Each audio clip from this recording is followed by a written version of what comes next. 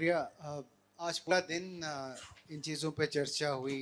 Television in fact एक हफ्ते से हम इस चीज़ पे चर्चा कर रहे हैं मीडिया पे, और आज हिंदी पत्रकारिता, टीवी, डिजिटल, प्रिंट सबको लेके बातें हुई और कुछ ऐसी चीज़ें उभर के आई and I am so happy कि मैं आपसे वो पूछ सकता हूँ।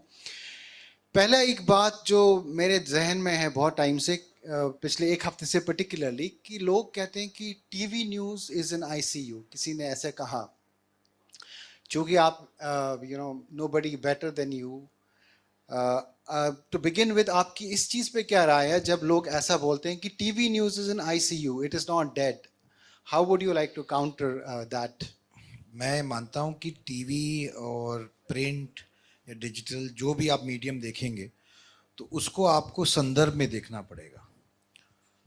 Immediacy and urgency of news will always remain, यानी कि जब घटना घट रही है तब वो रेलेवेंट है आपके दर्शक के लिए, आपके व्यूअर के लिए। उसका माध्यम बदल सकता है, वो टेलीविज़न के माध्यम से देखे या लाइव स्ट्रीम करके डिजिटल माध्यम से देखे, लेकिन उससे जो वेरासिटी है न्यूज़ की वो कम नहीं हो जाती है। तो दो ऐसे कंटेंट हैं, टेलीविज़न एंड स्पोर्ट्स, जिनकी लाइव में बहुत मान्यता है और हमेशा रहेगी।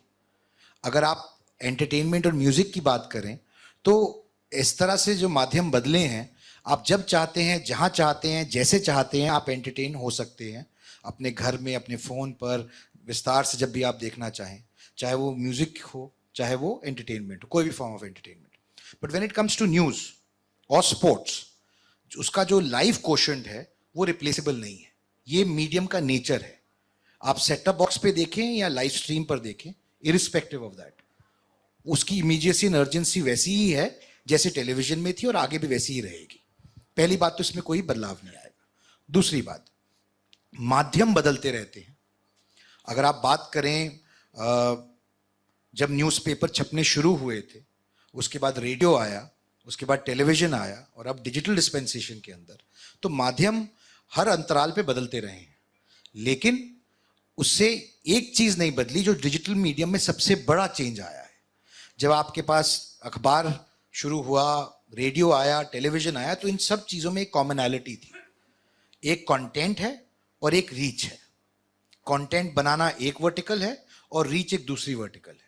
यानी कि अगर आप रेडियो की बात कर रहे हैं और प्रिंट की और टेलीविज़न में, आपने जैसे राधा जी ने कहा कि रीच में कितना पैसा लगा रहे हैं, कितने लोगों तक पहुंच रहा है, ये एक बहुत इंपॉर्टेंट एस्पेक्ट है।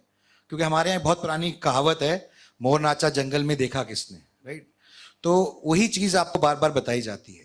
पहली बार ये कॉस्ट करेक्शन हो रहा है, जहां पर अगर आपके पास कंटेंट अच्छा है तो उसकी discovery will not be dependent on the reach that you are putting. इसको मैं एक मिनट और लेकर थोड़ा आपको एक्सप्लेन करता हूं कि we are heading towards a perfect capital market economy. यानी कि जो इनएफिशिएंसीज हैं, आप उसको रिमूव करने का काम कर रहे हैं। जो रीच है, जो एक रिस्ट्रिक्टिव प्रैक्टिस है, वो एक इनएफिशिएंसी है मार्केट इकोनॉमी के अंदर। जब आप उसको निकाल लेंगे तो content will be the driver. Discovery, reach के पैरामीटर्स थोड़े चेंज हो जाते हैं कि हैशटैग क्या है, टाइम क्या है, कितने बजे पब्लिश हुई स्टोरी, या कितने बजे आपने वीडियो कंटेंट अपलोड किया, उसकी रिलेटेबिलिटी क्या है, all of those factors come into play. But reach is not on the account of how many platforms you are available on, और या फिर आपकी सर्कुलेशन कितनी है, या आपके पास कितने एफएम के रेडियो के लाइसेंसेज हैं। रीच उससे डिफाइन नहीं हो रही है। ये बहुत बड़ा टेक्टोनिक शिफ्ट है between digital and old media, traditional media. लेकिन इसका कुछ और इंपैक्ट भी आता है। We have moved from a reactive medium to a proactive medium. Reactive medium, जैसे अगर आप एक अखबार पढ़ते हैं तो the human brain is configured to read from left to right. That is how we read, we don't read right to left. And जब आप अखबार खोलते हैं और पढ़ते हैं, जैसे सामने बैठे पढ़ रहे हैं अभी, तो मैं ये बताना चाहूँगा कि आप स्टोरीज पढ़ते हैं, आप हेडलाइन पढ़ते हैं, आप बायलाइन पढ़ते हैं, उसके बाद आप डिसाइड करते हैं कि आप वो स्टोरी पढ़ना चाहते हैं कि नहीं पढ़ना चाहते। हो सकता है आप स्टोरी से सहमत हो सकता है आप स्टोरी से असहमत हो, लेकिन फिर आप फैसला करते हैं कि मुझे ये स्टोरी पढ़नी है या नहीं पढ़नी है। ये ऑप्शन डिजिटल मीडिया में नहीं है, क्योंकि you have move from a reactive medium to a proactive medium. You are not reacting, you are a seeker. आप सीक कर रहे हैं इंफॉर्मेशन, और अपने पैरामीटर्स को डिफाइन करके सीख कर रहे हैं कि मुझे ये खबर देखनी है, इस तरीके से देखनी है, और उसके ऊपर से एआई का कहर। तो आपको तो सिर्फ वही मिलेगा जो आप देखना पसंद कर रहे हैं, आपको ऑल्टरनेटिव ओपिनियन तो मिलेगा ही नहीं। जब आप अखबार में खबरें पढ़ते थे तो जिस विचारधारा से या जिस खबर से आप सहमत नहीं होंगे वो भी पढ़ते हैं, और वो पढ़ने के बाद आप इस फैसले पे पहुंचते हैं कि क्या ये खबर सही है या गलत है, या क्या मैं इससे सहमत हूं या असहमत हूं। लेकिन अब डिजिटल डिस्पेंसेशन में ऐसा नहीं है। अब तो आप सीख कर रहे हैं खबर, और जैसी खबर आप सीख कर रहे हैं वैसी ही आपको मिल रही है, और वैसी ही और मिलती रहेगी। तो ऑल्टरनेटिव ओपिनियन आने का मतलब ही नहीं है। कहने का मतलब बड़ा सिंपल है कि डिजिटल डिस्पेंसेशन में टेक्स्ट और वीडियो दो चीजें हैं जो अलग तरीके से कंज्यूम हो रही हैं। उसका support system in ecosystem change हो रहा है, लेकिन फंडामेंटल्स चेंज नहीं हो रहे हैं। बल्कि हमारे यहां बहुत पुरानी कहावत है कि कंटेंट इज किंग। अगर मैं सच बोलूं तो डिजिटल डिस्पेंसेशन में content will really remain the king, because majority of portion of monies will go into content generation and not towards distribution, reach and all unnecessary inefficiencies. And that is the difference between digital and traditional media.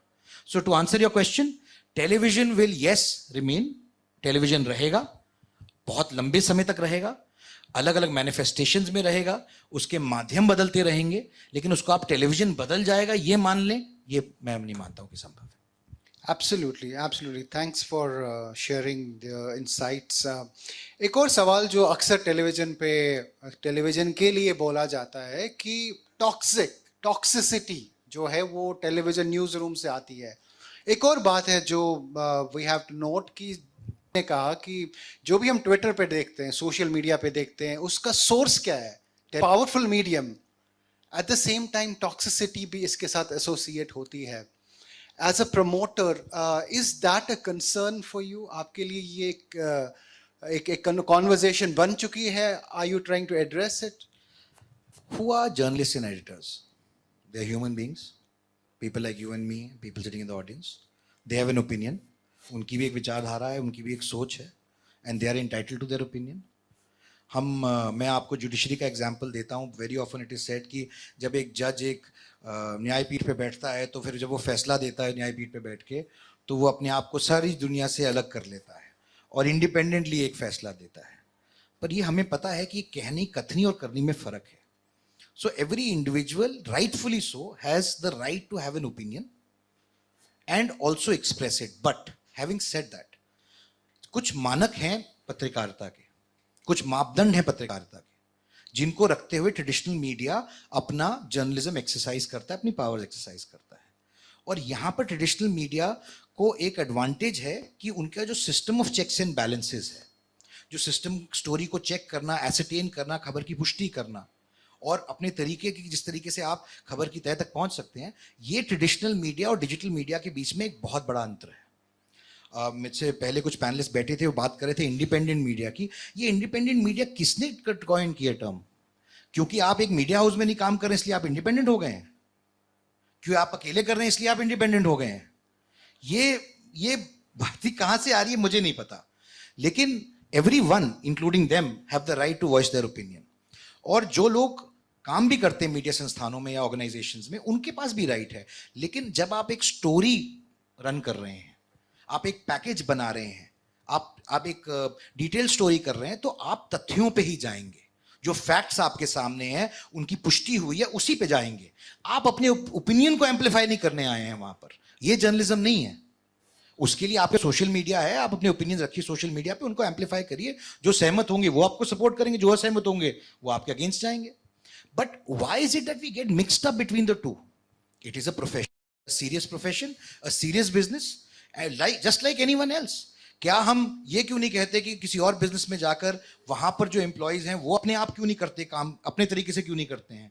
आप किसी कारखाने में चले जाइए, hotel industry में चले जाइए, वो अपने तरीके से क्यों नहीं करते हैं काम? वो भी कर सकते हैं, because there is a system in place and system is based on efficiency and efficacy and there is a reason for it. तो इसको बिलिटल करना या उससे उसकी सैंटिटी रिमूव करना is not being fair to the profession and जैसे अनुराधा जी ने मुझसे पहले कहा कि you should know what you are getting into. It is, आप आंखें खोल के इस बिजनेस में, प्रोफेशन में आ रहे हैं, और ये प्रोफेशन आसान नहीं है। और जिन लोगों को लगता है ये बहुत लुभावना है, वो उनको रियलिटी पता होनी चाहिए कि it's not a easy profession. तो not to dissuade youngsters, but to actually for them to understand ki what is required and what is needed. That is very important. I have two quick questions. एक हम देख रहे हैं कि किसी ने एक पॉइंट रेज किया. My conversation is what I heard a lot of important points कि हमने सिटीजन जर्नलिज्म को एक you know we taken it in our media we say citizen journalism, but you don't say citizen doctor, you don't say citizen engineer, right?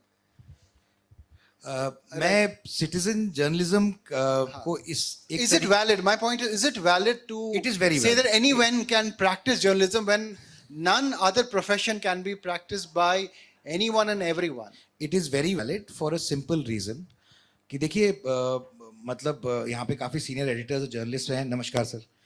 हमारे बड़े colleague भी हैं और senior भी हैं हरिवंश जी. तो मैं आपके बारे में नहीं सर, बट जनरली एक बात बोलना चाहूँगा कि हमें मुगालता हो जाता है इस इंडस्ट्री में रहकर कि हमें ही पता है कि लोग क्या पढ़ना चाहते हैं या देखना चाहते हैं. तो जो डिजिटल एरा है इसने एक बात आईने की तरह साफ कर दी है लोगों को कि कंज्यूमर इज द किंग.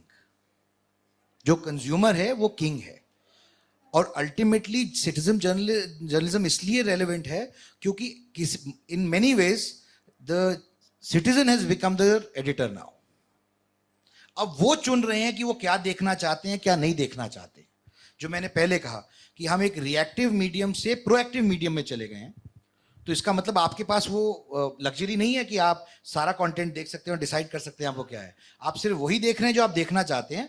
और इसीलिए द व्यूअर हिमसेल्फ और herself has become editor in many ways. So citizen journalism is very relevant because no business is devoid, because ultimately it is a business no matter what you say, and unless it is not a business in a commercial establishment it will not have longevity.